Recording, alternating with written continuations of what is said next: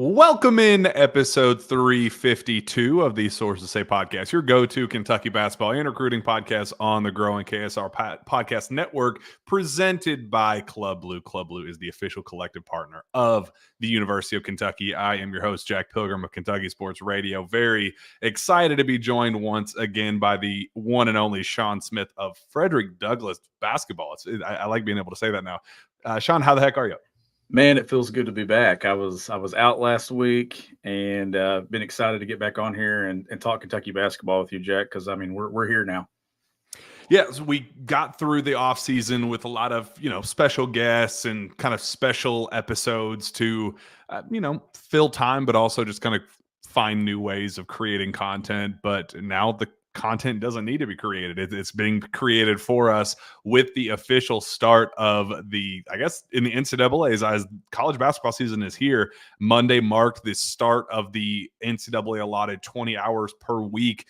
4 hours maximum per day of official season practice. So we are 17 days away now, I believe, from Big Blue Madness. But, a week after that, the blue-white practice event, preseason event, pro day, media day, all those things coming right around the corner. So we're here. I mean, there's no more time for what ifs and things like that. We're now getting in-season intel and things that are going on behind the scenes with the current team and the current roster now for the current season. So, Sean, we're going to use this episode as kind of a platform of let's share some of the early intel and insights that we've heard about what's going on behind the scenes with the team as we know it today, but also kind of put our money where our mouth is and say, okay, we've heard everything that we need to know through summer workouts, coming back from summer break, the early coming back for the fall semester early workouts. And then now that we're in the official practices, we know a whole lot about this team. We've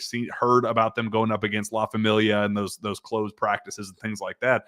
So now it's time to just kind of give our take. What is our season prediction? We're going to share our win-loss record. We're going to share our NCAA tournament projected finish. We're going to talk about MVPs, sleeper picks, all those fun things. It's going to be a really fun show. But before that, we're going to start with some behind the scenes rumbling. So, Sean, just how excited are you to get into the fun stuff, the nitty gritty of the real college basketball season being here before we know it? I'm excited, but I enjoy the off season. I enjoy the summer. I enjoy all those interviews that we do leading up to this point. But now that we're here, the talking season's almost over, and we finally get to key in on some of those things that we have talked about for the last 4 or 5 months. And Jack, since Mark Pope's been hired as the head coach of Kentucky, it's kind of felt like a lifetime just to get to this point because you've had all these firsts. You've had the recruiting. You've had the establishing your brand in recruiting, all these other things. But now just a few weeks away from actually getting to see these guys on the floor. And I would say that these practices beginning, Jack, a lot of it now, the way the schedule works, you get so much availability with these guys and access during the summer that you kind of already laid your foundation for what you wanted. But you're ahead of the game when you pick that back up and resume practices, which I would say now has probably been a little bit of a refresher. And then stacking days on top of days, practices on top of practices, and then kind of getting into who you really want to be. So that's the fun stuff. And I'm sure the energy's high in that building. I will actually get a chance to get a look at these guys next week. So I'm excited about that. And I'll actually be getting a look at a lot of people next week, but I'm very, very excited to get a look at what Kentucky's going to look like. And I'll hopefully have some good stuff.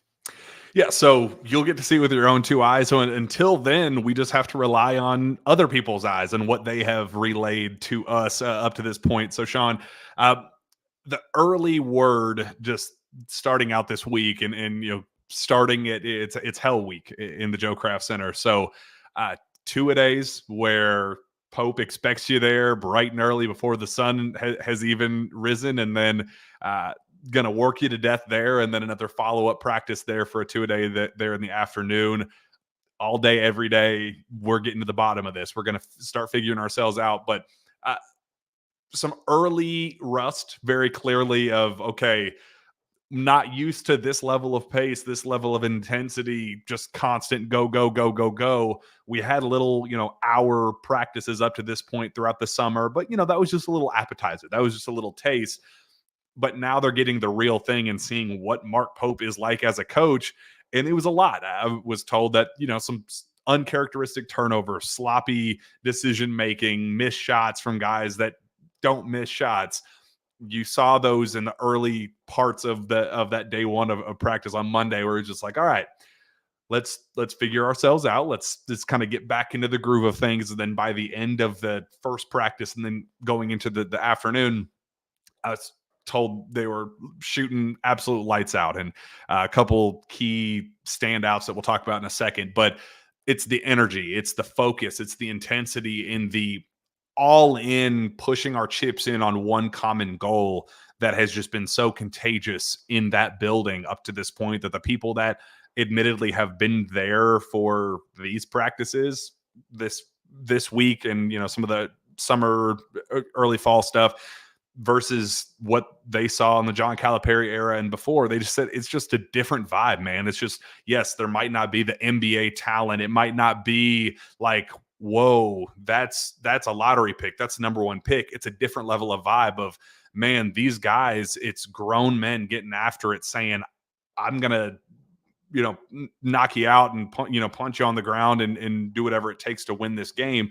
There's just that kind of all in feel with this team that has just really have people energized. It's some people described it as inspiring. Said, I had one person say it was spine tingling. So just a vibe and an energy that we just haven't seen. It's a fresh start, man. It's just something that we haven't gotten to see in a very long time, that just a lot of people are invested in this product and invested in hanging banner number 9 in Lexington. And I think that's got a lot of people excited around there.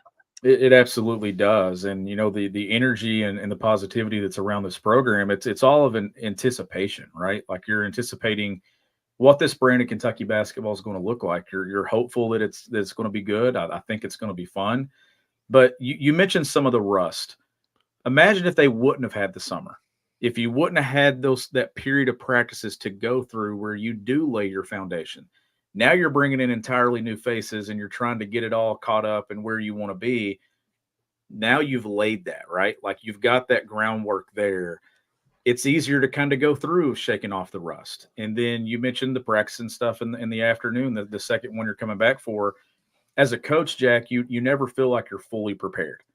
So I'm assuming every one of those guys, when they sit down in their meetings, they're like, man, we got to get to this. We got to get to this. We got to get to that. That's every college basketball coach in America right now that's trying to do those things. But they've had the benefit of the summer and all those workouts to kind of get where they want to be. You've reached a checkpoint. Now it's about what your next checkpoint is. And I think that they're probably going to feel pretty good as they move throughout the rest of the month of September and into October about where they are.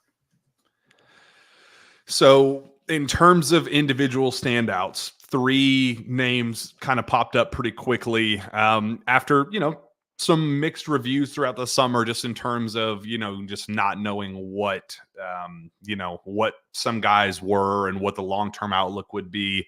The first quick name was Kobe Brea, a guy that took a minute to get going, kind of they purposely and intentionally slow played him a little bit because, that's a lot of wear and tear on his body. He's been through some pretty serious injuries and had some procedures done that, you don't want to push a guy like that to his limit in June, knowing that the end goal is January, February, March. Like, that's what matters for a guy like Kobe Brea, who has some, some mileage. His mileage is up in college basketball, and wanting to, preserve that as much as possible. So just some uncertainty coming out of the summer of just, we don't really know, it kind of took a long time for him to get rolling. We don't really know what we have in Kobe Brea. So, is he going to be our leading scorer? Is he going to be our best shooter? How many minutes is he going to play? Is he going to be a defensive liability?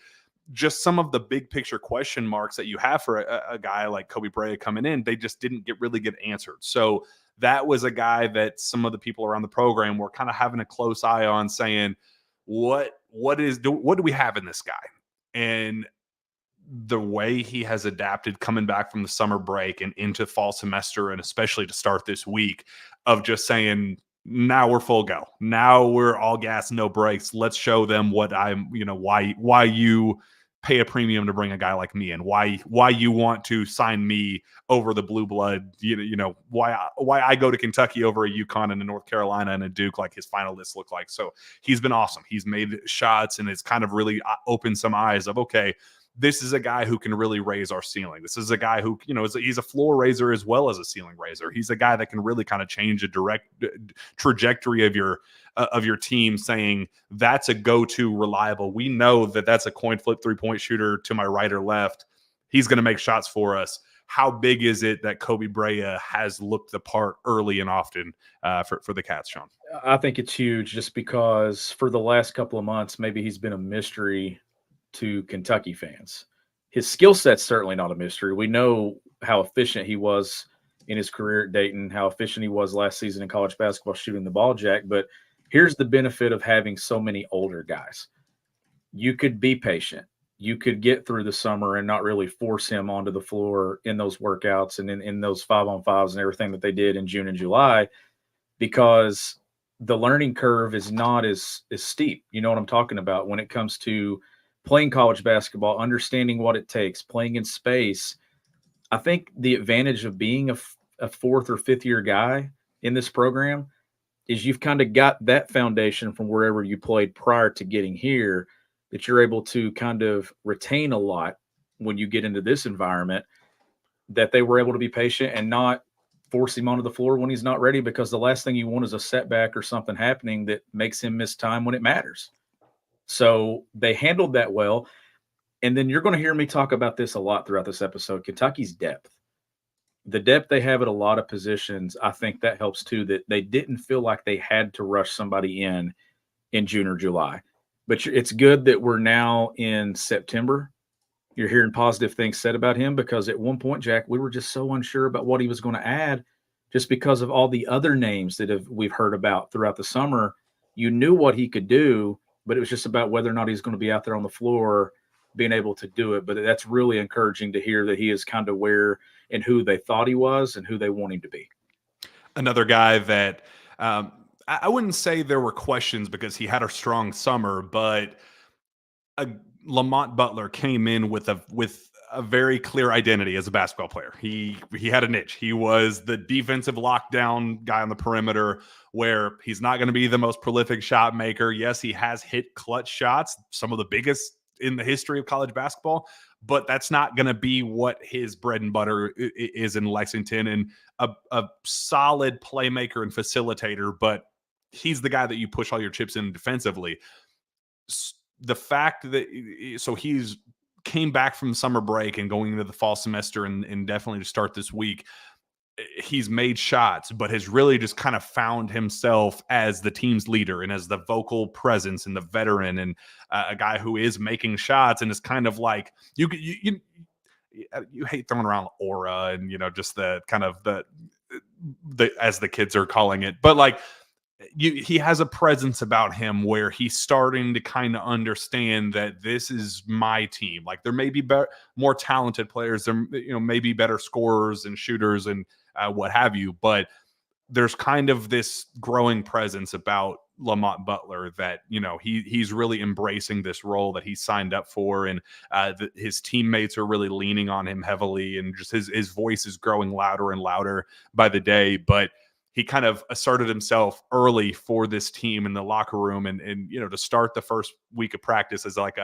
all right, it's put up or shut up time. Now it's time to kind of put our money where our mouth is and say, this is why we came here. We didn't come here just to wear a Kentucky across our chest because it's cute and to make a lot of money with NIL. We didn't do that. We came here for business, for basketball business, and now it's time for the seriousness of it. So that has really kind of hit early, and I've loved to hear that about a guy that a lot is kind of leaning on him and deciding what this team is going to look like and what the floor is going to be. He's a really significant floor piece to decide just how good can they be on the bottom end. You need Lamont Butler to be good, and the early returns are very, very positive.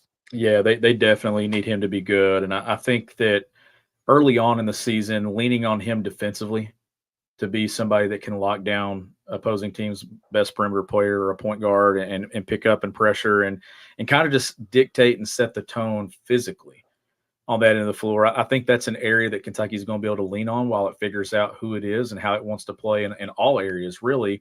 But the other advantage to being old, Jack, and this is across the roster, and this flows right into Lamont Butler, is not only have you been able to kind of retain a lot throughout your 4 to 5 years in college basketball, it's easier to buy into your role.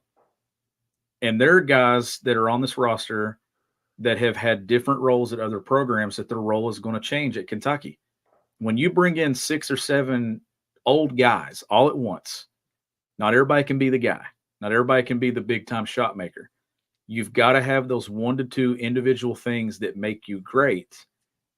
And I think that Lamont can do those things. And I don't think that he's going to have to be necessarily a shot maker for Kentucky. I think he will be able to take and make shots as needed. But I think dictating the game defensively, touching the paint with the ball in his hands, and just kind of be that dog that this team needs, or maybe that leader in a lot of ways, I think is an area that he can really help Kentucky, especially early on in the season, but still has the presence to take and make a big time shot and the confidence to do it because he's done it. Like, none of these guys need to try to be something they're not. If they all blend in and be who they are, I think that this can be a very good team.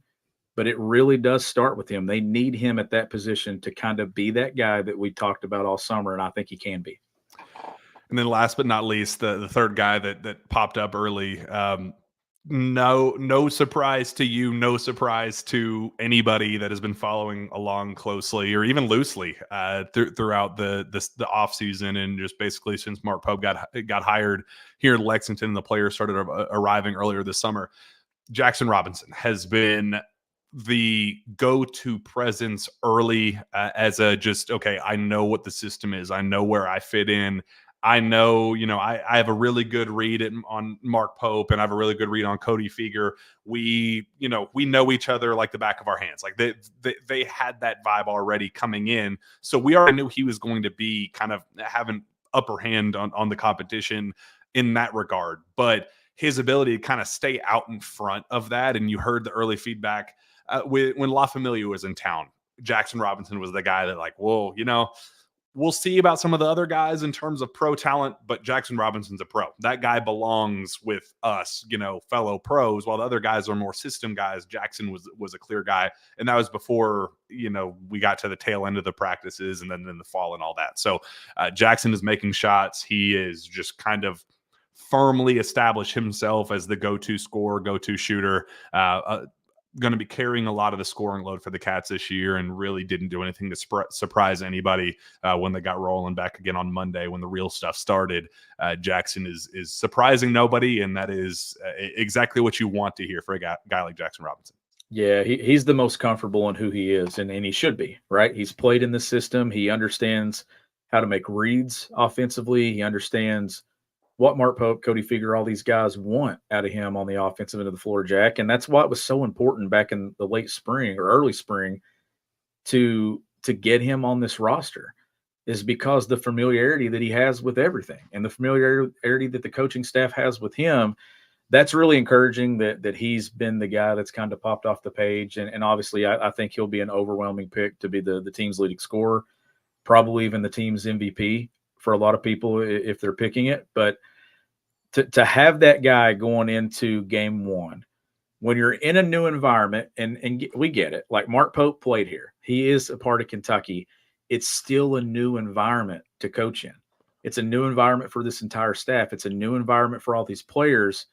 But the one thing that's familiar to all these guys in the connection is Jackson Robinson has played in this system.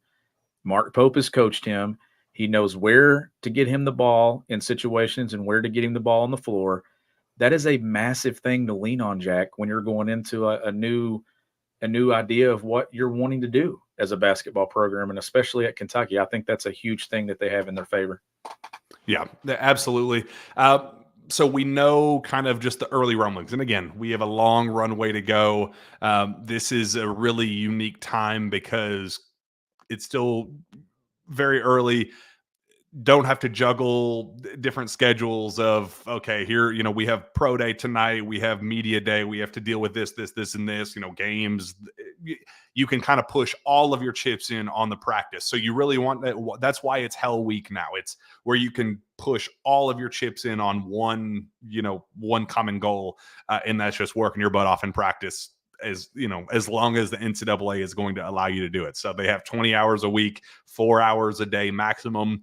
They're going to try to utilize every single second of that possible until they kind of have to start dealing with some scheduling adjustments. And, it's kind of also a unique time because they're also hitting the recruiting trail really hard and having to, they have some freedom and have some free time to, with the live recruiting period being open, they can go high school to high school to high school and in-home to in-home to in-home and meet with these kids in person. So they're kind of having to put on multiple hats and juggle some different things. But the guys in Lexington, the coaches in Lexington for practice, it is just all in on that. Right around the corner, I believe. So not this week, but the following week, we will get pro day and media day to start the week, and then by the end of the week, we'll have the Big Blue Madness. Mark Pope comes on KSR last week and says that Big Blue Madness is going to be something that we've never seen before, that they have some things in the works.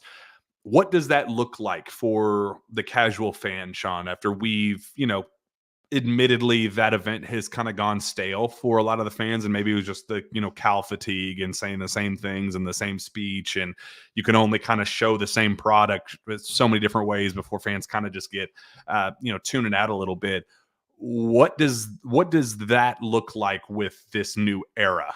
What can be brand new that we've never seen before in college basketball, as Mark Pope put it? Yeah, and I've been trying to think about that because I actually had somebody today at work ask me, like, what does Kentucky have up its sleeve when it comes to Big Blue Madness and talking about how big this event's going to be, Jack? And I kind of go back to the introductory press conference that Mark Pope had. I think that he took That's that never been moment, done. he took that moment and exceeded any expectation of what we all thought that was going to be. Coming back in off the bus the same way the 96 team did.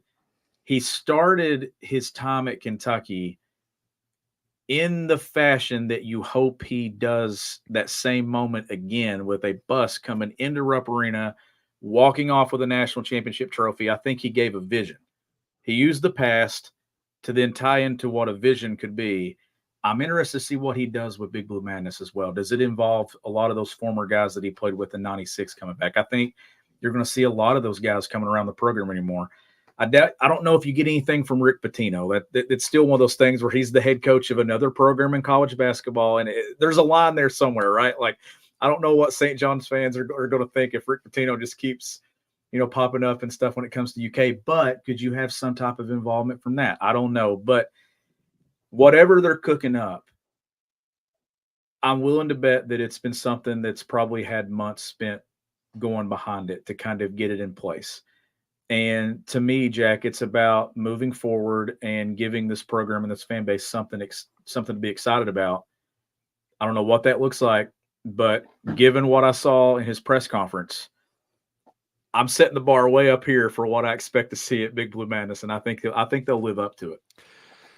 Speaking of innovative and things that we've never seen before, Mark Pope also absolutely raved and could not be more enthusiastic in saying, let's understand how cool this event is going to be.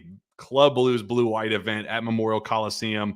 It's going to be October 18th. Just kind of a never before seen in college sports, in all access pass, if you will.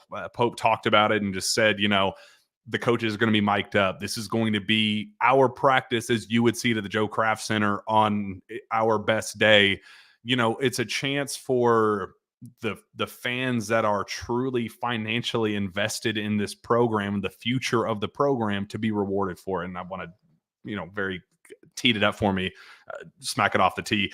Club Blue is the official collective partner of the University of Kentucky. Club Blue was founded by UK fans strictly to support the NIL efforts at the University of Kentucky. Unlike most collectives, 100% of subscriber money and 100% of the donor money goes directly to NIL. Club Blue charges no fees. Club Blue subscribers receive some amazing benefits, like this one, to special events, meet and greets with UK athletes, signed merchandise, monthly giveaways, ticket giveaways, Club Blue merch, and more. Subscribe today at www.clubbluenil.com. You get to pick which sport you want to support when you sign up, choose your sport, and support with Club Blue. So it's not $5, $10. Like, there's some kind of pushback that this event wasn't usually known as the casual fan able to go and take their kids and take their, extended families and kind of turn it into an event at Rupp Arena. That has kind of been taken away from them to adapt with the times of college sports and saying, okay, well, if NIL is the future and Club Blue is the future, as Mark Pope has said extensively, and it is clearly prioritized from day one, saying it's the lifeline and the lifeblood of this program moving forward. Something's got to give somewhere, and you have to be able to adapt with the times. And this is the perfect example where if you are a Club Blue subscriber, you get 20% off on ticket sales to this very exclusive event where 8,000 fans pile into Memorial Coliseum for an all-access practice that no fan has ever been able to experience before, ever. It's a chance to see this team up close and personally that you just wouldn't with a casual blue-white game that you would typically see a glorified layup line. It's designed to be just the most intimate experience that you could possibly have as a fan with, coaches mic'd up and some, meet and greet opportunities and different things that they're trying to add to the flair of the event, but really make it if you're going to spend $100 on this event to get in, they're going to make it worth your while. I love the idea. And if you look at it from an NIL perspective and say that money is going to be funding the Caleb Wilsons and the Caden Lewises and the Jasper Johnsons and Malachi Morenos and the 2026 class and beyond, it's helping fund those classes. Think of it in that realm, while also you're getting an immediate reward for it with an event like this. It's a, two birds with one stone. It's as cool as it gets. Club Blue, they're thinking of everything to kind of cater to every fan, and this is definitely a big part of it. I'm thrilled for this blue-white experience at Memorial Coliseum. If you want this program to keep moving forward in today's era of college basketball, then things like this have to be a part of it. Non-negotiable. You have to take advantage of the opportunities you have, and this is a great way to do that, and to also pour back into your program so you can go get the guys that make a difference in whether or not you get to a Final Four and win a national championship. So this is, to me, is a step ahead. This is where you want to be. This is why you do these things. This is why Club Blue exists. And I think it's a great way to involve a lot of things. And you're right. When you go to Big Blue Madness, or you go to what was the blue-white game and things, you're not getting the same type of on-court play that you would see when the lights are on and they're practicing. Those practices are different. And I think that this is an experience that you can get while also giving back to the program, not just for this year, but for years down the road. You're pouring and investing into it. And I think it's a great event. And I think that's definitely what you want to see being done, from program to NIL coming together and involving fans, involving Big Blue Nation. I think it's a win-win, Jack, and I think it's the right idea. If you have doubts, if you have concerns about, well, I don't get to see what this team looks like, and, it's not fair, just rebrand it in your head as the Caleb Wilson Invitational. Rebrand it in your head as the Brandon McCoy Invitational. Like, whatever you have in your mind of whatever the dream recruit is, or a guy that you just, can't envision another scenario that this kid doesn't play for Mark Pope. Like, this kid was born to play for Mark Pope. Think of it in that realm. Was they're putting their funds together and resources together to be able to go get guys like that, and so they can play for Mark Pope and continue moving forward. So we just have to rewire. I mean, this era of college sports is just so different and so unique that we just have to rewire our brains into what now looks like, what the modern day recruiting looks like, and that's what this is. This is recruiting in the modern day, and again, if you don't adapt, then you're going to fall behind, and if you fall behind now, you're going to fall way behind. And that's just not something Kentucky can afford right now. They have to do things like this. And that's why Club Blue is at the forefront of that. If you're doing what you were doing 4 or 5 years ago, then you're losing. Like, if you're still trying to do what it was pre-COVID, you're probably not going to survive. You're probably not going to make it. If you're still doing what you were doing 2 years ago, the same, you're not going to make it. Like, this is an ever-changing thing that where you're having to adapt probably weekly to some extent in college athletics, especially in college basketball and NIL.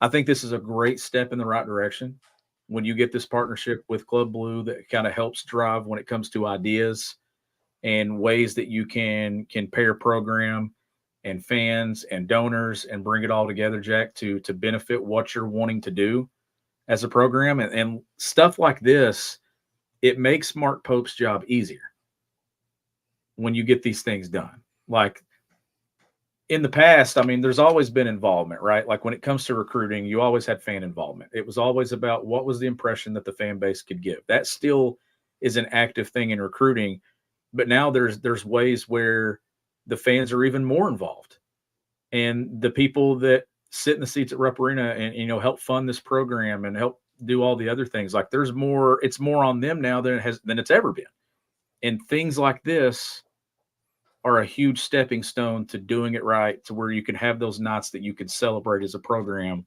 when you're winning national championships. You're going to Final Fours.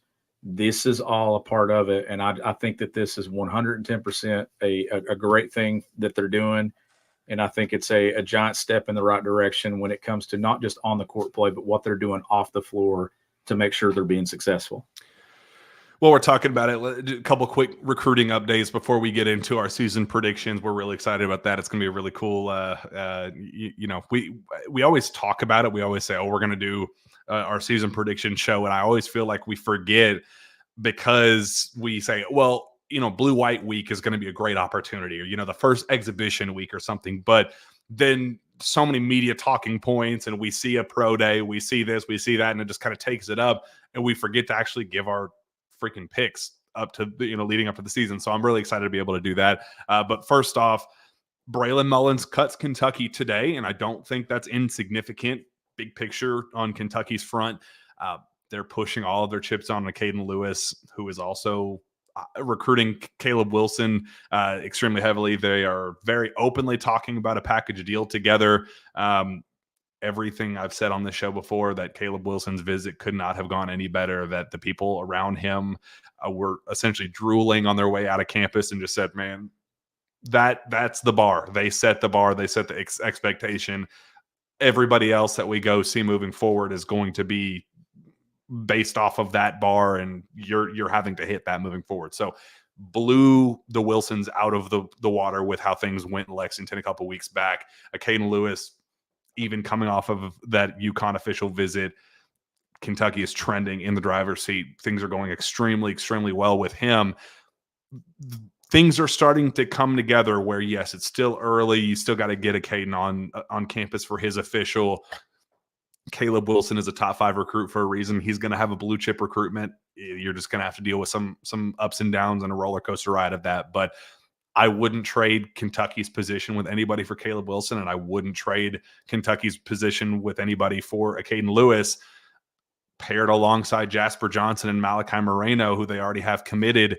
You could really, really, really make a pretty substantial statement going into the early signing period if Mark Pope is able to close on both of those guys and get 4 signatures in November. Yeah, and that's the next challenge, right? Is to go land a guy that doesn't have a tie or connection to Kentucky. Like, you had to get the first 2 in Jasper and Malachi. There was work to be done there. We know that was not just you sit down, kick your – you didn't just sit down and kick your legs up and say, oh, we've got them. They went to work, especially with Jasper's, and got it done. Now the next one is to go make that statement in recruiting for a guy that doesn't have that strong tie to the University of Kentucky. This is the opportunity to do it. And you're right. If they can get that done in the early period and get pen to paper, oh boy, you take a lot of pressure off your program going into November, December, January. Then you're just playing basketball games and trying to win. And then it's about eyeing what you have coming back and possibly scouting what could possibly enter the portal here in about 6 or 7 months. So, yeah, that's the next step for this program. And Jack, ever since he got hired, we've been taking steps. It's been this step, this step, this step, this step. Well, now this is the next hurdle to clear. This is the next checkpoint. I've been talking about checkpoints going on in the Joe Kraft Center. Well, there's also checkpoints going on in those offices of what is next for your program. This is the next one. Find a way to land those guys, go all in, try to get it done sooner rather than later. And then you really start to develop your reputation of what this program can be under Mark Pope and the chance to sell it then on the floor. And that's it. And I think that's what's so huge is that these kids still haven't even seen what a Mark Pope, a Mark Pope coached Kentucky program looks like. And you already have a buy-in with 2 top 25 recruits in Malachi Moreno and Jasper Johnson. You're trending heavily, more so than any other program in the country, any of the other finalists for a Caden Lewis, certainly. And pushing and pushing and pushing for a guy like Caleb Wilson, who is a certified bona fide top 5 recruit in the country. That's the guy. Like, that is all of the narratives of what, Mark Pope has a lot of energy and he has, he's an offensive guru, but, yes, he can get the layups in Jasper Johnson, Malachi Moreno, but can he land the top 5? Can he still recruit like Kentucky? Anybody could recruit Jasper Johnson. That I don't think that's fair, and I don't think that's true. But the casual basketball fan nationally, that's the layup. That's the go-to devil's advocate that they all throw back at Pope for not winning, postseason games, for not recruiting a 5-star and sending him to the NBA at BYU. That's been the go-to kind of anti-Mark Pope pitch nationally. If he's able to land Caleb Wilson, all of that is thrown in the dumpster, because I trust his ability to win games. I trust his ability to coach these guys up, develop them, and eventually turn them into pros and, win postseason games in the process and hang banners, understand the assignment, all that stuff in the long term. But he's not able to prove any of that yet until next March, until next April, May, June, going into the draft. So now is for, can he recruit? Can he land a blue chip top 5, top 10, 5-star recruit? Caleb Wilson's that guy. And Caden Lewis, he's blowing up as a top 20, top 30 recruit nationally anyway. He kind of fits that mold too of his Final Four. It's like landing Kobe Bray out of the portal. It's all blue bloods. It's North Carolina, Duke, UConn, and Kentucky. That's a hell of a recruitment that Mark Pope could be on the cusp of winning in the early signing period. He's definitely signing in the early signing period. Kentucky's the favorite there. We'll see what happens with Caleb Wilson. He has pushed up his date to, November-ish, December-ish. We'll see what happens. But if you're able to land all 4, I'd feel good about the 3 with the Caden. But if you're able to get 4, then all bets are off going into the season. That's going to be a pretty substantial haul. And, the options are dwindling. We're starting to see the vision with Braylon out, Tunde Yesufu out, guys that they've kind of passed on or said, hey, thanks, but no thanks. We're going this direction instead. We're starting to see what the dream class looks like, and it feels very much within reach for Pope and his staff. So we'll see what happens. We'll see where they go from there. I've been told 4 is the target. Maybe they swing for the fences with the Chris Senac if they land, if they're able to land Caleb. They say, yeah, screw it. We're already in a good position with Chris. There's a fit there. Let's see what happens. You have ultimate flexibility from that point forward if you're able to kind of get the bulk of your recruiting class in November. Oh, absolutely, you do. And then like I said, it relieves pressure. You're not having to do as much because now you can shift your attention to future classes and eyeing the portal and then development of what's going on with your current roster. It takes a little bit off your plate. And in a job like this, in times like this in college sports, anything that you can take off your plate, you're able to kind of put that energy and attention elsewhere. They want to get this done. You mentioned a moment ago about, Jasper Johnson, Malachi Moreno being layups, and we don't necessarily agree with that, especially on Jasper's recruitment. It's one of those, Jack, if they hadn't got Jasper, he would have got crushed for it from a national perspective. He's not going to get praised for getting him, but he would have got crushed for not getting him. So now the next step is to go out and prove yourself and get some other guys, and this is an opportunity to do it. Absolutely.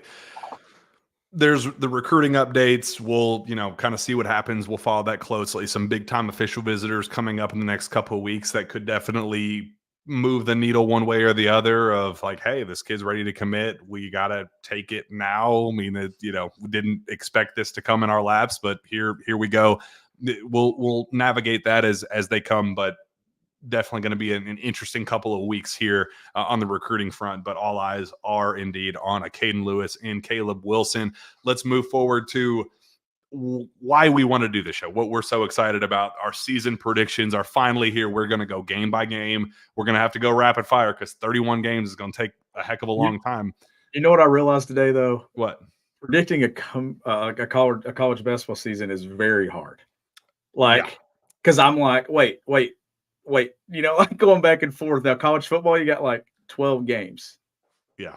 It's way harder than you expect, but we're going to do it. We're going to try it right now. So without further ado, let's go game by game. We're going to do that. Then we're going to give our season MVPs. We're going to give, our sleeper picks, and we're going to take our best stab at how far the Cats are going in Mark Pope's first postseason, hopefully NCAA tournament.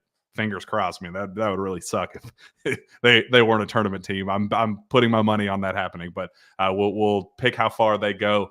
Let's go one by one, starting November 4th at Rupp Arena, the opener. Wright State going to win here, Sean. I was about to say, Daniel, the graphic kind of spoils what we possibly would pick, but I like this because it's good to remember. Hey, I didn't pick Wright State to beat Kentucky in this.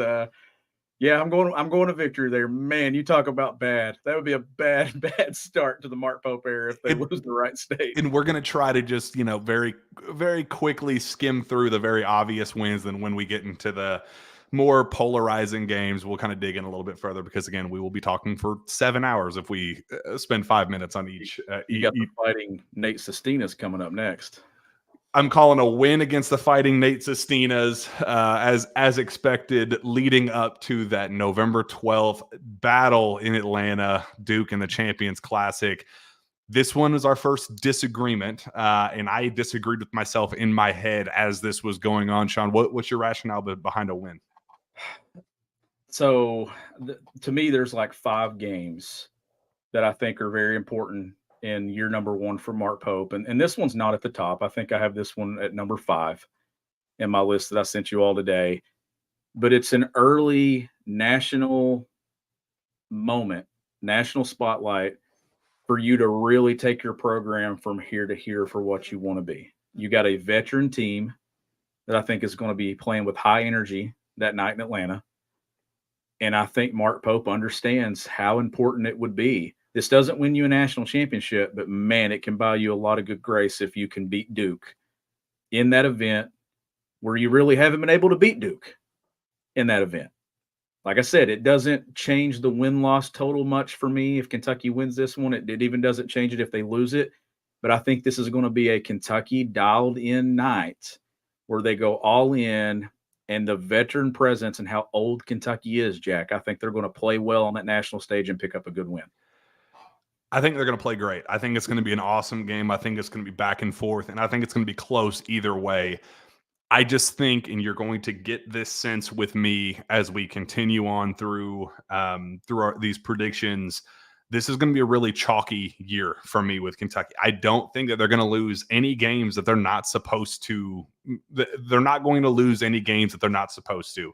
You're not going to get UNC Wilmington. You're not going to get St. Peter's. You're not going to see Oakland. Those games, I think, are behind us. I think Mark Pope is going to have this team programmed to never kind of overlook a team, always be wired to beat everybody that they play.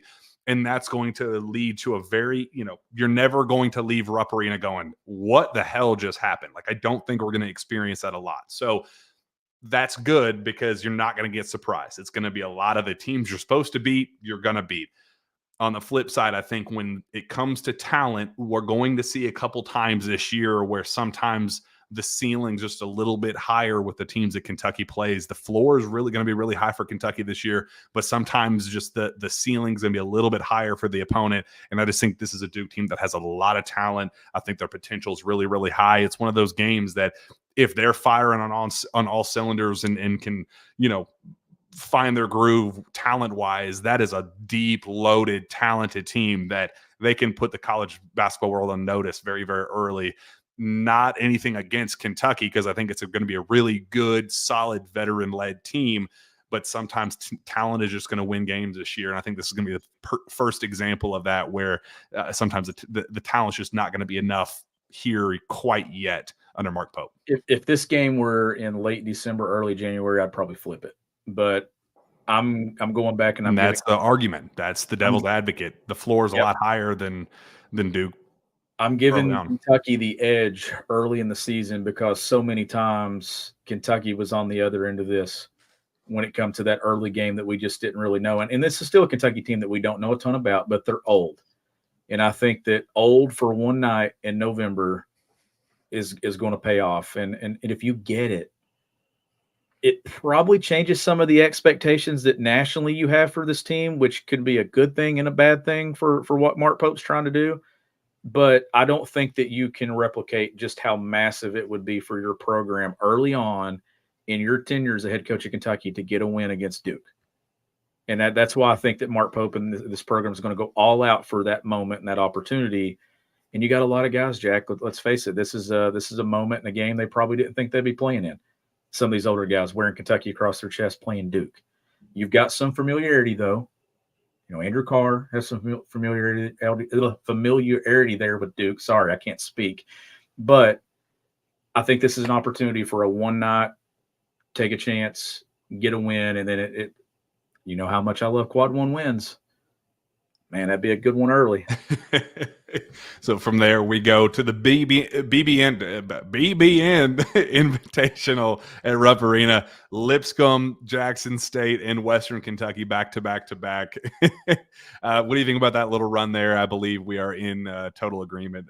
Three straight wins there at Rupp. That graphic right there. Four straight, including Georgia State. WKU of those games. And maybe this is just a little bit of a personal thing too. Like, I really like them. I like their staff. I think that they could come in and make some noise. I don't think they're going to beat Kentucky, but I think being that in-state program that they're going to come in and play hyped up. I know what type of program they run down there. I know their guys will be prepared, but I would expect Kentucky to go through that with a clean sweep. But don't be shocked if WKU is at least competitive in that matchup.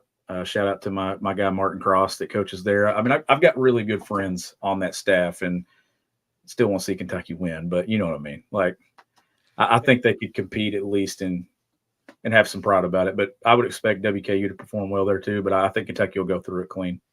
Then we get our first true road game of the season at Clemson. This one's going to be polarizing because I think the talent is actually going to favor Kentucky in this one. Clemson's going to be, coming off a really, really strong year, well-coached team. I like what Clemson brings to the table talent-wise. I think Kentucky's going to be a little bit more talented, but I just think there's going to be the first true road game jitters. It's going to be a late night 9:30 tip-off. That was the difference for me. We got a bunch of old guys that are usually, we always joked with like the Kellen Grady's of the world, Nate Sestinas, Reed Travis's of the world when they came in, that they always went to bed at 7 o'clock. They watched Jeopardy every night. We always played up the grandpa status of the older guys. Now we have 7 of them on the roster together.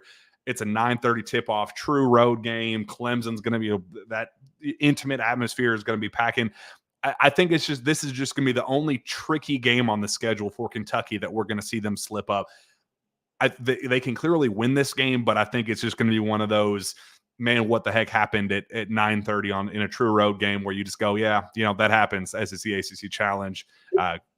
We'll see what happens there. This is a tough week, and we'll get into the next game here in a second. But I think this is a tough week. It's a quick turnaround. When it comes to, non-conference opponents, you're playing two, power, not really powers, but, Clemson did have a run the tournament. Then you got Gonzaga coming up after that. But I went back and forth on this game. And that. Once I picked it as a win. And if you lose to Duke, then I think you got to get this one. But if you get Duke, you maybe have some room built in there somewhere. But to me, that first true road environment, and I know Clemson has played Duke. They've played North Carolina. They've hosted those teams on their campus, but Kentucky coming to town is just a different environment, different atmosphere, because it gives you something you'd never really get. And I think that building is going to be juiced and packed to create a tough environment that Kentucky will have a chance to win. But this would be the first loss of the season for me. It's gonna be tough. I'm really excited for this one. I have some family down there that went to Clemson, and so this is kind of a personal game for me. I'm just really excited to see what that atmosphere looks. It's a unique game. I think it's going to be one that there's the one tricky game on the schedule that's going to go should have gotten that one. Not that it's anything wrong to lose to a team that just went on a great run and well coached, and there's a lot to like.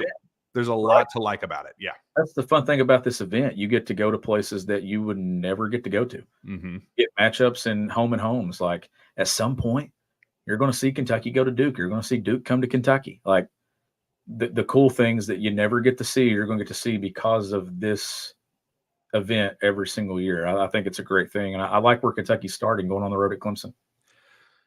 I picked this with the idea of Gonzaga's a must-win. Going out to Seattle, they're kind of slipped up the last couple games in this series. It was hyped up as this, oh man, Mark Few, John Calipari battle. Now it's kind of a different, fresh take on what this series is and what the future of it looks like. Coming off of a little bit of a losing skid against the Bulldogs, I think they're going to go out there and I think they're going to look for a statement win, and that's going to be our first pretty significant statement win of the season, going out to the battle in Seattle, out against Gonzaga, and they're going to play a really, really talented potential Final Four team in Gonzaga and win that one. I think that's going to be Mark Pope's first signature win as a Wildcat. So this is where I was talking about that it's a tough week. You go on the road to Clemson, and then you go all the way across the country and play Gonzaga just 4 days later. I think that's a lot. Yes, you have a veteran team, but I think this is the point in the season where I'm predicting, obviously, Kentucky beats Duke. You get all this national talk about Kentucky, and then they have a terrible week where they lose 2. And then you're probably going to get the people thinking, Kentucky's probably not very good. And then I think they're going to start coming on in SEC play. But I think that this first season with Pope it's going to be a roller coaster ride. It's going to be some ups. It's going to be some downs. You're going to have a lot of highs. You're going to have a lot of lows. The middle ground somewhere, how close do you get to the top? I think you're going to get closer to the top than you finish at the bottom. But I think it's going to kind of be a little bit all over the place, especially early. You got to find a way to get one of these. But I think that's 2 tough games back to back early in the season. I'm just not sure Kentucky really knows who it is at this point yet. Yes, I picked them to beat Duke in that one night event. This is a little bit different. There's more tape on you. And I just think that by the time Kentucky gets to January, it's probably built to go through this stretch a little bit better. I think that this win in Seattle against Gonzaga is going to be the start of a pretty substantial winning streak for the Cats. I think they're going to beat Colgate at home. I think you're in agreement there. That Louisville game, I think that they're going to be able to win that one. I think the talent's there. I think the coaching is going to be there for the Cats. Any note you want to put on the Louisville game before we move to Ohio State? Yeah, when I rank the games for this season as the 5 most important, I went Arkansas at Rupp, I went Louisville at Rupp, and I like that logo. Louisville at Rupp, Tennessee at Rupp, Alabama at Rupp, and Duke. Those were my 5 most important games early on. Arkansas because of Cal, obviously, that we'll get to later, but this one you cannot lose to Louisville in your first year. Given the success that John Calipari had against Louisville, I think that it would be a disastrous start if you lose to Louisville early. At home, especially. At home. And then you give them something. Louisville's looking for anything right now. You don't want to give them something to kind of latch onto. And if they beat you in year 1, then they're going to ride that momentum for a full year. Then you got to go to the Yum Center a year from now and then try to regain that momentum. I just think it's very important that these are more important than beating Duke. Even though Duke is a better win individually for your tournament resume, I think long-term here, beating Louisville in year 1 is very important. Yeah, I think Pat Kelsey's a great coach. I think Louisville's going to be a very good team, not a great team. but there's just too much on the line. And I think Mark Pope knows that. I think he understands the magnitude of that game and in that matchup in particular. I just don't see him losing that one. I think it's going to be a huge momentum kind of swinging win for the Cats as we kind of inch closer toward the conference play. They go to New York for the CBS Sports Classic, take on Ohio State. I have a pretty solid, firm win up there. I like Ohio State. They added some pretty interesting pieces, but I just think the talent there, I think there's going to be a lot. It's right before a pretty long break for Christmas going into the New Year holiday. I think they're going to be pushing their chips in on it reminds me of that, some of those late holiday games that we've seen under John Calipari where they're like, all right, one last butt whooping before we head home for Christmas. I think that's going to be this for Mark Pope's group. If you remember at Club Lou's event earlier this offseason, a fan asked, not counting Arkansas, what's the one game you're most looking forward to on the schedule? He said Madison Square Garden, New York City, right there before Christmas against Ohio State. That's the one that he has circled on his calendar. That kind of surprised me. Whatever he has against the Buckeyes, whatever he has, interested in this matchup in particular, he's very clearly invested in it. So I'm trusting Pope on that one. Yeah, I am too. And I think Kentucky closes non-conference play strong. Like, I think that's the thing. You get the win against Louisville, you get this win. I think Kentucky moving into SEC play in the back half of the season, I think they're trending in the right direction by that point. Rattling off a couple more wins here. I have a win against Brown on New Year's Eve. Open SEC play with a win against Florida at Rupp. And then a trip to Athens to play Georgia. Georgia's going to be a little bit better. They're kind of finding their footing there under Mike White. Still think that they're going to pull off that one, and then a trip to Mississippi State, Starkville. I think that's going to be a tough, gritty win that we're going to see the SEC, tough, well-coached team in Chris Jans. I think that's going to be a tough one that they win. Yeah, and that's actually where I have the first SEC loss, and I just think the league's so tough, and that's where, to me, what you do in the non-conference is so important this year, because you may look up and this may be a 7-loss Kentucky team in league play this year. I mean, the schedule's brutal when it comes to the league. We know how good the league is at the top. You're going to win. You're going to have your highs and you're going to have your lows in SEC play. I think this is the first low. I think going on the road there, and it's still crazy to me the success that Kentucky's had in that building throughout John Calipari's tenure there. Never lost a game in Starkville, right? If I'm not mistaken, the only loss was in the SEC tournament. Mm-hmm. So it's always a tough environment, but I think that'll be the first SEC loss there. It's going to be a tough one. I actually have it flipped. Same mindset, same tough factor, well-coached. I have a lot of respect for Texas A&M. I think that they're going to lose that one at home. I think that's going to be the first one, at home where we go, man, that was that's what playing in the SEC looks like. That's going to be a tough, hard-nosed, Texas A&M team. They always are. There's a reason they sent us home in the SEC tournament this past year, returning a lot of talent. They're very well coached. I think Texas A&M gets us at home. Yeah, and I'm going to lean on Rupp Arena a lot outside of maybe a couple of opponents, and I think this is one where you lean on it. And I don't have a lot of back-to-back losses and stuff. Obviously, you had the stretch there, in December where I picked the back-to-back non-conference losses. But I think this is one, if Kentucky drops at Mississippi State, they bounce back and find a way to get a win against Texas A&M. And I think the most important thing, Jack, in this schedule, and you're going to see this eat up a lot of teams in the league, I think, that especially the teams that kind of separate itself from top to bottom, you just can't have bad weeks. Bad weeks turn into 2 losses back-to-back, and you do that 2 or 3 times throughout league play. Now you're starting to look at yourself and go, okay, what are we as an NCAA tournament team? Find ways to build momentum in pockets, whether it's a 3-game winning streak or a 4-game winning streak. You can't have the win 1, lose 1, win 1, lose 2 in a row. I think Kentucky will avoid that at times throughout the season, but the league is tough.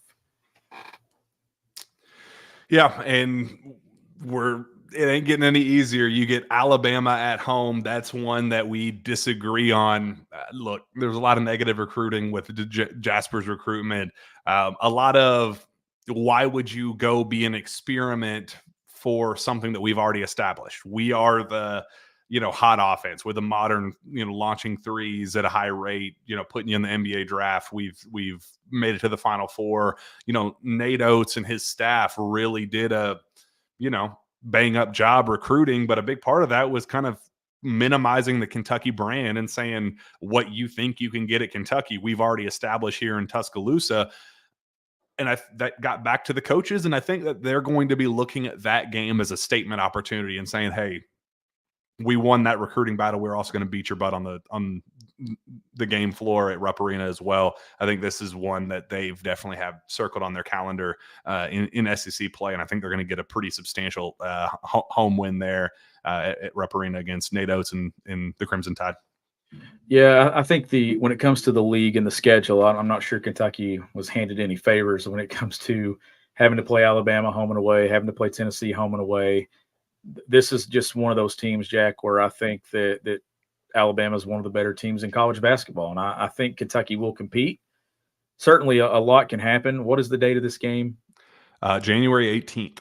I mean, you're getting to that point to where you'll kind of know what Kentucky is, and maybe it's flipped. Maybe there's a lot more confidence, but I still think that what Nate Oates has there, that's a lot, and I think they'll come into Rupp Arena and get a win. From there, the trip to Vanderbilt, not expecting a whole lot from the Commodores this year. I think that's going to be a pretty easy win there on the road in Nashville. And then they follow that up with what I think is going to be a venue-focused loss to Tennessee. I'm a little lower on the Volunteers this season than most years. They're going to be well coached, obviously, but I just think the talent's taking a slight dip this upcoming season. But it's just a tough place to play. Looking for some revenge after what happened last year in Knoxville. I think Rick Barnes is going to have that group ready, and I think Kentucky's going to take one down there. Oddly enough, that I'll see both of those teams next week for practices. I'll be at Vandy for a day, and the next day I'm in Knoxville seeing Tennessee. So I'll probably be able to give you somewhat of a scattering report on those two teams. But I think that's a stretch where you can't lose to a Vandy. You can't lose to someone like that this year just because the top of the league is so tough. And then I do think going to Knoxville is just it's asking a lot. It's not impossible. We've seen that, especially in the last few years of John Calipari kind of, finding success at a place that he was having a hard time finding success at. Can Mark Pope do that in year one? Will be the question.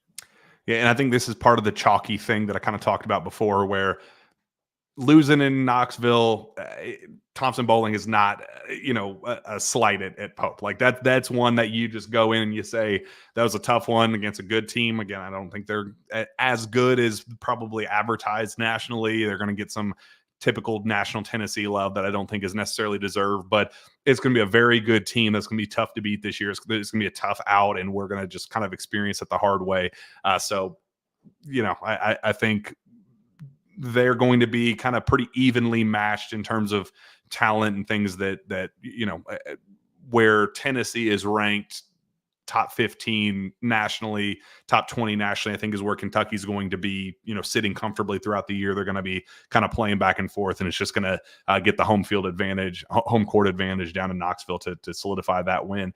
I think they're going to do that. And then all eyes on the next one, a win at home against John Calipari and the Arkansas Razorbacks. I think this is one that it's not the must win that even I think you've alluded to.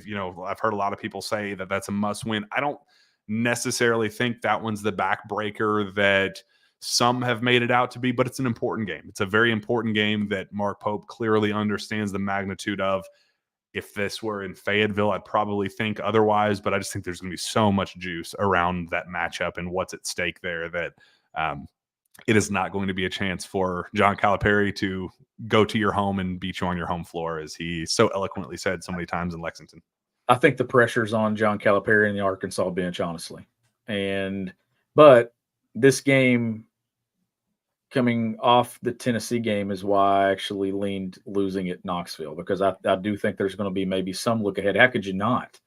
I think college basketball is going to be looking ahead to this game by the time you get to mid-December, when it comes to, like, you know how, remember when Kentucky was trying to run through the season undefeated and it was commercial after commercial after commercial?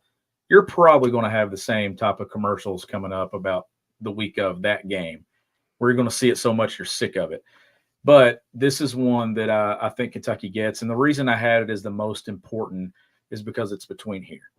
It's a mental thing. Like, you got to get this one, because this doesn't really mean that you're successful or unsuccessful. It doesn't dictate what you do in the NCAA tournament. But I think for the direction of your program and for this fan base, you want to win it, because you don't want to be like, man, the last thing you want is for Arkansas to go be good and then Cal to come in and beat you, and then Cal to go have that tournament run that you're looking for. I don't want to I don't want to compare Kentucky to Cal, Kentucky to Arkansas, but I think it's going to be impossible not to, at least in year one and year two. Like, I think early on, it's going to be the easy comparison is, how's Cal doing there? How's Kentucky doing without him? And I think getting a win is a big one in year one. Year two, year three, doesn't matter as much. But right now, I think it does. I think they follow that up with somewhat of an emotional letdown down in Oxford at Ole Miss. I think they lose that one. Going to be very well coached. I really like what Chris Beard's doing down at Ole Miss. I think he's going to have a really talented group this upcoming season. I think that's just going to be one of those, put so much into that Arkansas game that they just follow that up with a tough midweek road trip down in Oxford. If you're seeing anything about the schedule, there's a lot of games where you look at and say, man, I could see Kentucky dropping that one on the road. But then you come back and say, I could see Kentucky winning that one on the road. I think that's probably the reflection of what is deemed to be a tough schedule and a tough league, that there's some of those games where you just do not know. You think traditionally you're better than some of these programs, but then again, you know what environment you're walking into. But I think this is one that Kentucky's able to go and get a win in. It's the Mississippi State's not going to sweep them, but I do think that they lose one of those two. And I had them losing at Mississippi State, but I have them winning at Ole Miss. I have them following that up with a big win against South Carolina. They believe you have the same, and then again, kind of what I talked about with the chalky, lose to Tennessee on the road, then beat them and the next one up down at Rupp Arena. I think, again, similar teams that it's going to favor the home team in both matchups, and I like them to win that one before a pretty tough one down in Austin at Texas. Interested to get your thoughts on this one, Sean, as we both have losses down in Austin. Yeah, I just think that the schedule's getting to you now at this point, right? Like, you've had all these emotional games, you've had all these games against quality opponents, and I think that when you play quality competition night in and night out, and like the SEC is going to be, it makes it easier for you to have those moments where you don't perform well. And I think that after you've had a couple like that, I think now that you get a tough road game, a place that you've not been. Like, we have no familiarity of that building whatsoever, other than me and a terrible memory of Patrick Sparks, hitting the shot to take it to overtime against Michigan State, but then they lost in double overtime to go to the Final Four in 2005. That game was in that building, actually. So I think that may be the last time Kentucky's played there, but you're getting some cool things from the expansion of the conference, but I think that what comes with it is just a difficult schedule, Jack. And this is where I'm saying that a team that loses 6-7 league games, it might mean they're still a team that can make a run to the Sweet 16, Elite Eight, possibly a Final Four, because I don't think that it's really going to matter as much as you don't lose all of them. Yeah, I think they're going to follow that up with, again, obvious win over Vanderbilt, and then follow up kind of revenge game for us down at Alabama. I think Nate Oates will then be looking for their revenge after how things unfolded at Rupp Arena, as you said, and just the grind of this SEC schedule, man. There's so many twists and turns that make you go tough, winnable, but tough, sneaky tough. Like, there aren't very many gimmies on this schedule, but that's the benefit of having a veteran, tough-nosed team that Mark Pope has established. So there's just going to be a lot of give and take with that yes, they might not have the upper end talent, but they're going to beat most of the teams that they're supposed to beat. And that's going to create a pretty chalky schedule that I think is going to lead to, kind of a emotional letdown loss down in Tuscaloosa, unfortunately. And I think these other programs are going to have the same moments that we're talking about, where there's just tough stretches of play where maybe they drop a game you don't expect them to. But this is a stretch now in the last 3 minutes where we've talked about Kentucky playing an emotional game against Arkansas with John Calipari coming to town, and then Tennessee, and then you have that sandwich game of at Ole Miss that you can't overlook, and then you come back with road trips to Texas and Alabama. So now this is a part of the schedule where earlier in the year, or earlier in the part of the show here, where I was talking about the schedule where I had back-to-back losses at Clemson and then a neutral site game all the way across the country against Gonzaga in the same week. Boom, right here again. Back-to-back, Texas, Alabama. That's a lot, Jack. Those are the two stretches. Now, realistically, could Kentucky get a couple of wins in that stretch? Yeah, they could.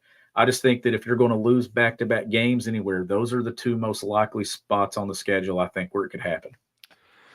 And then they followed that one up with going to freaking Oklahoma. I mean, this is just a slugfest of a schedule. I think Oklahoma is going to be down this year. I think this is a pretty substantial opportunity for them to kind of get not a close win, but a pretty solid true road game to kind of counter some of these late season hits. I think that one's going to be a fun one. I think that one's going to be a pretty substantial road win there before, in my opinion, a tough, gritty loss at home to Auburn. Bruce Pearl, I think, is as good as it gets in the conference. I love, just what he brings to the table as a coach. He's very polarizing, but he's very good at what he does. It's another talented Bruce Pearl team. They're, you kind of know what the identity is going to be of this group. And I think just the weight of the schedule there at the very end, it kind of reminds me, Sean, of that Kellen Grady, Ty Washington, Kentucky team, where they were very experienced, had some unbelievably early highs, but as you got more film on them, as they got kind of worn down by the end of the year, kind of let up a little bit, saw some shakiness there at the very end of the schedule before you're able to hit reset and postseason play, going down to Nashville, going to postseason from there. Obviously St. Peter's happened, and that's an absolute disgrace, but you started to see some shaky legs there at the very end. Obviously injuries didn't help either, but that's kind of what I'm expecting with this upcoming group before they can kind of get refreshed and refocused going into Nashville. So I'm picking an Auburn loss here to wrap things up, and I think they win both of the last two regular season games against LSU and at Missouri to wrap up the regular season. Yeah, that's a tough one with Auburn, but like I said, I've been trying to lean on the upper end crowd as much as possible, but I still think you're going to have those moments. I just don't think you're going to have a stretch where you lose 2 or 3 in a row as much at Rupp Arena. Now, I was wrong earlier. I was talking about schedule with Texas and Alabama back-to-back. Vanderbilt is sandwiched in between those at home. But just the schedule overall, Jack, like the chunks that are just brutal. And then it makes, like, right here, back-to-back against LSU and Missouri on the road, you got to win those two. Mm-hmm. Like, those are, to me, it's about taking care of business in those pockets of the schedule where you should. LSU at Rupp, on the road to Missouri, take care of business. Do that, and then sprinkle in some stretches where you don't lose 2 or 3 in a row. Maybe you get a win at Texas that you don't get at Tennessee, or you win one at Tennessee and you don't win the one at Texas. Just find a way to have some type of consistency, but the consistency has to have some good mixed in with it. But this league is unforgiving. It's going to be even more unforgiving now that you got Texas and Oklahoma in it, Alabama at the top of this thing. We know what Tennessee can do. Florida is a program that you cannot overlook. That game not in Gainesville this year, I think, is a big deal. Mm-hmm. So you caught some breaks, not having to go to Fayetteville, but I just don't think you got any when you get Alabama twice, Tennessee twice. Brutal schedule, but hey, the one thing I'll say, a lot of fun. This schedule is going to be a blast to watch them play these games. Can't wait, man. I'm absolutely giddy. So that wraps up with a 23-8 record for me, and a 23-8 record for Sean. And that was not by design. That was both of us doing our own individual picks and coming together at the very end. So just so happens that we both go 23-8. I think that's a great record. I think that's a great, losing some tough ones, but winning most of the games that you're supposed to with one No or bad two. losses, right? No crazy bad losses. None. Unless I think that's something happens and the wheels fall off for a couple of teams and they become bad losses. 23-8 with some of those wins, you're probably looking at a chance at a top 5 seed, right? Mm-hmm. I think so too. I think that this team is built, again, to not be the upper echelon best team in college basketball. I think that other teams are going to be more talented, and that's where they're going to see some slip ups, but they're going to beat everybody that they're supposed to and be a really, really good team. Everything I've heard behind the scenes about this team and how they approach the game, the just doing things that are, well coached and well executed, they check all of those boxes that lead you to believe that, man, the floor is going to be really, really high. It's just going to be a really low-ish ceiling to kind of I feel like there's a pretty tight window of what this year is going to look like, where I don't see any scenario, unless you get some knock on wood injury issues or things that pop up that you're not expecting. But if things go as planned, this is going to be a very good Kentucky team, but not a great team. And I think that's exactly what you're looking for in Mark Pope's first year. That's why you sign the veterans that you do. That's why you bring 7 super seniors into a roster, because they can play. They've won at the highest level. They're going to have the right approach. They're going to be focused on the right things. A lot of them, it's going to be their last go-round. They're going to want to go make a run in March, like Jackson Robinson, perfect example. Does he want to end his college career on a stupid loss to an 11-seed Duquesne team in the first round? Of course not. He's going to want to learn from that opportunity and build off of it and learn from it. I think there's a lot of guys on this roster that are going to kind of use this season as their, last go round, because they're, NBA future for an Ansley Almanor isn't going to be there. He might play overseas, but this is going to be the last hurrah for a lot of these guys. They're going to want to make the most of it, in terms of what's next for them. So I think it's going to be a very, very good team. It is, and I think that the one thing I'll say about 23-8 is they're going to be in all 31. And I think they're going to have chances. I don't think anybody's going to blow them off the floor. Like, I think that the system's strong. I think they're going to score with all these teams. I think they're going to compete. And I think they're going to have the ball in a lot of these games with chances to win. But they're going to be involved in a lot of close basketball games. Even the ones that they win in this league, I don't think Kentucky's blown anybody out this year. I really don't. Like, I think this is going to be a league where a lot of games are going to be played within 3 or 4 possessions. And Kentucky's going to be involved in a lot of those. Yeah. Which makes it a fun year. Yeah, absolutely. So with that, let's give our season MVPs. I am going with none other than Lamont Butler. I think the fact that I've heard he's just really established himself and found himself as this team's leader, he's going to have that identity in a team that is so shot heavy, offensive focus. He's going to be kind of the kind of just the anchor. He's going to be kind of that perimeter presence where he's just going to set the tone every single day, every single time that ball is tipped. He's going to be the tone setter, and I think that's going to last through the NCAA tournament, through SEC tournament, and Kentucky's going to win a lot of ball games because of Lamont Butler. I'm with you with Lamont and being a key contributor and doing some of the things that I think are going to be required for this team to be successful.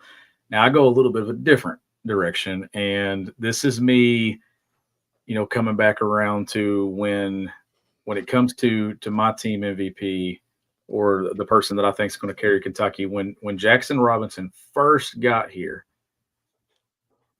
I kept saying, like, he's not going to be Kentucky's best player. I think there's going to be other guys, but the more tape I watched after I dove into those film rooms this summer, the more I started to like him. And here's the thing that I think Kentucky needs the most: a guy that can steady it by making shots.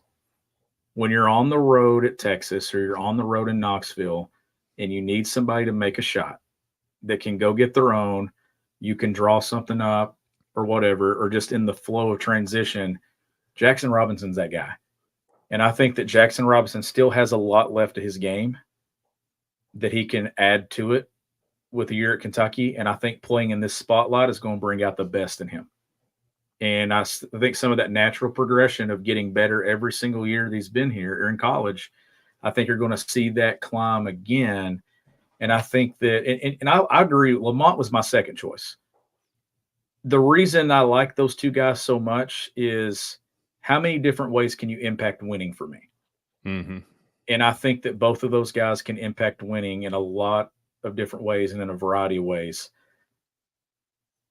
Jackson to me, Lamont to you. If both of those guys be who we need and expect them to be, I think Kentucky's going to check off a lot of boxes and answer some of the questions you may have about them. Both are very important to what Kentucky wants to do. And I just think there's so much Antonio Reeves to Jackson Robinson. Where would we classify Antonio as last year's MVP? Not necessarily, because there's almost this expectation of him going out and giving you 20 that you needed Reed to step up. Like, you needed Trey Mitchell at his peak when he was kind of the straw that stirred the drink. You needed him to be the team's MVP, especially early on before injuries kind of derailed his season at Kentucky. But you knew exactly what you were going to get with Antonio. And I think that's going to be the case with Jackson, which is an unbelievable luxury to have, and something that, again, can't stress enough just how important it was for Pope to bring his trusted sidekick with him on the floor in Jackson Robinson. From here, we're going with our sleeper. I'm going with Otega Oweh. I think Otega is a guy who is not the most talented, not the best perimeter defender. I think Lamont's going to have him beat there.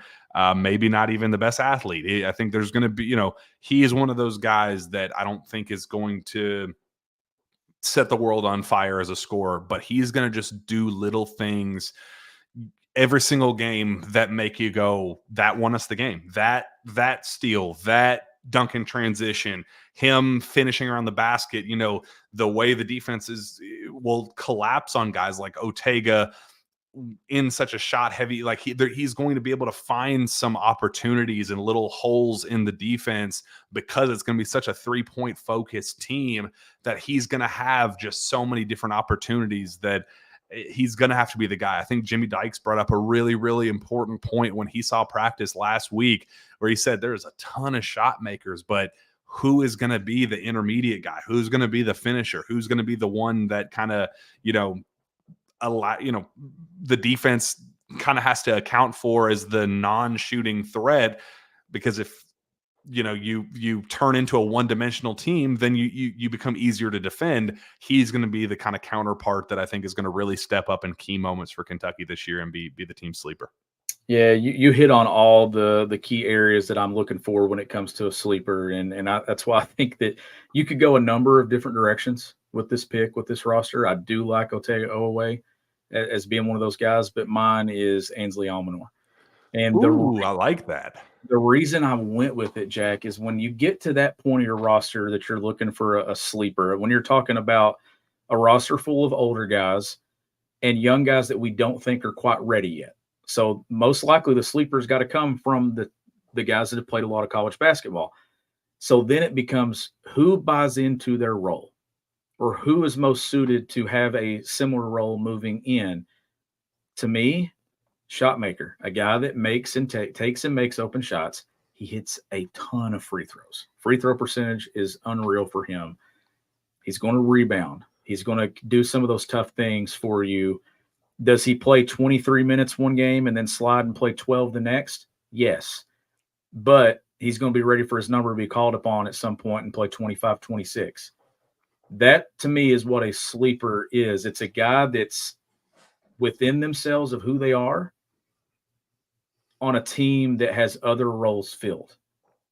Otega Oweh is a very good pick too, though. I think that he's going to do kind of the dirty work that some of these other guards aren't maybe as the skill set to do it. I think Oweh is going to touch the paint more than Kobe Bryant, Kirk Rissa, all these other guys that shoot it well.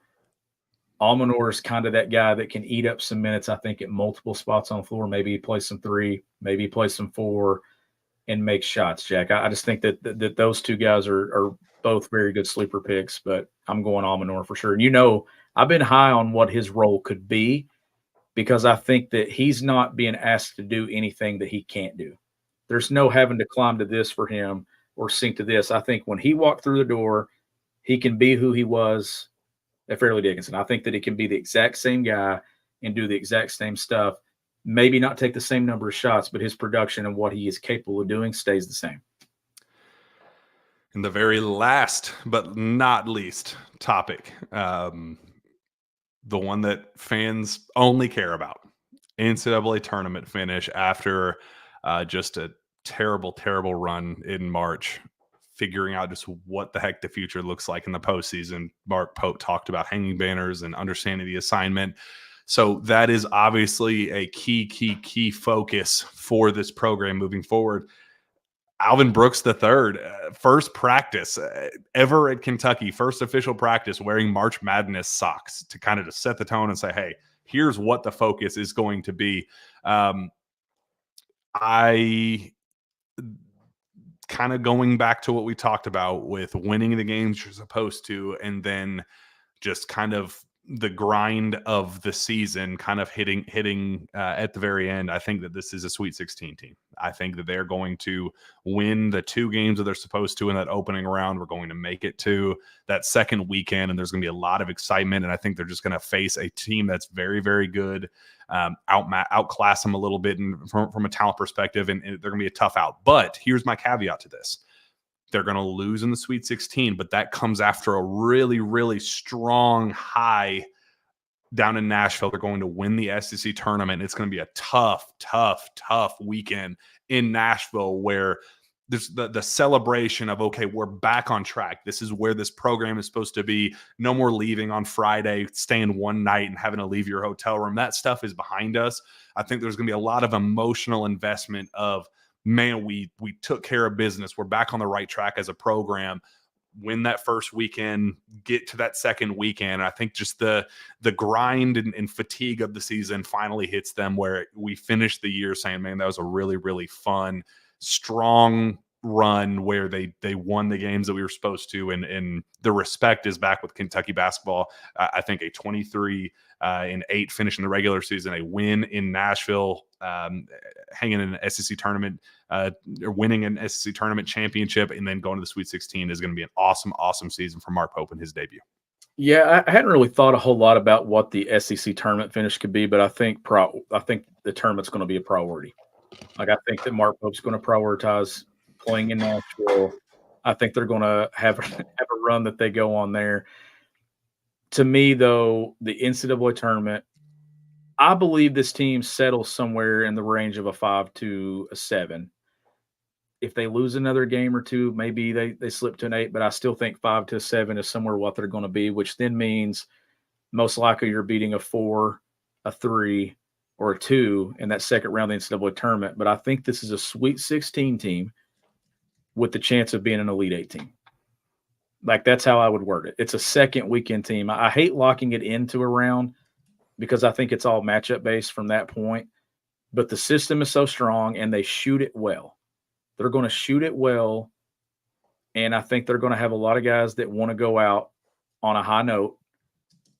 And I think that this is going to be a team that maybe they lose some games in the regular season, but when they get in that NCAA tournament, they're going to shoot it well. And I think they're going to find a way to advance. Getting to that second weekend, I think, takes a lot of pressure off this program. And then I think it's just about playing loose. This is a team I do believe that can get to an Elite 8. But most likely I'll say a Sweet 16. So that's still a good year number 1. You're not hanging a banner if that's what happens, but I think you've laid the foundation to hang them soon. Mm-hmm. Yeah, I really I think that would be not best case scenario, but considering what this team is, how it was constructed, I think they are going to exceed expectations. I think that this is going to be a year where, I saw somebody in the chat say, I just don't believe in this team, 18-14 or whatever the number was. I think that's not fair. I think this is going to be a very good team. They're going to shock some people nationally and go, whoa, they won some tough ones. They just beat Alabama at home as, projected number 1 seed. Like, they're going to win some of those games that turn heads and kind of earn some immediate respect. And I think the way they play Duke, you say that they're going to win that game. I think there's a chance they do, but no matter what, I think that's going to be a game where people go, huh, interesting. That this might be, they might figure themselves out as a real contender this season. And I think a top 16 finish is exactly what you're looking for to just set the tone of what the future of Mark Pope looks like. Do I think they can go to a Final Four? Again, the NCAA tournament is just such a crapshoot that it turns into matchups and how teams are health wise. And if one team randomly gets a turned ankle again with a key player, it opens up different doors that were previously closed. Like, it just turns into such a crapshoot. But if you go into the NCAA tournament as this is a second weekend team, anything can happen from there. And I think firmly, the step below that is fringe NCAA tournament, lucky to win a game. And I think that they're way better than that. So if you're tiering it in terms of what their trajectory looks like, they're definitely middle upper class instead of lower middle or just lower class in NCAA tournament standards. And I think that's exactly what you're looking for when we're talking about the future of Mark Pope at Kentucky. Well, I'm so big on the system, right? When it comes to what this team can be. And I think that's why they can exceed expectations, is I think the system is so strong that what they do offensively. Now, the biggest question mark is going to be how well do they play defensively? If they can exceed maybe some expectations that you have defensively, then maybe you bump them up a little bit more. But I think this team is going to be one of the more efficient teams in college basketball on the offensive end of the floor. That's without really considering and factoring in what I think they can be defensively. I don't think that they'll be as bad defensively as what last year was.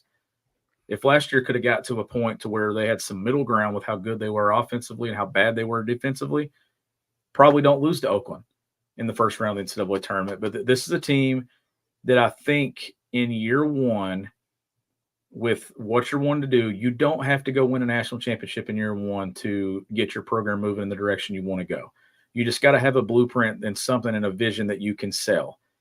If you have success and beat some teams in the regular season and market your program the way you want to on a national level, win some games in the NCAA tournament where everybody is watching college basketball, then I think you're recruiting. And if you can get this recruiting class locked up before you get to the season starting or getting into December, then I think it gives you a little bit of wiggle room to kind of then focus all in on what you're wanting this team to end up being.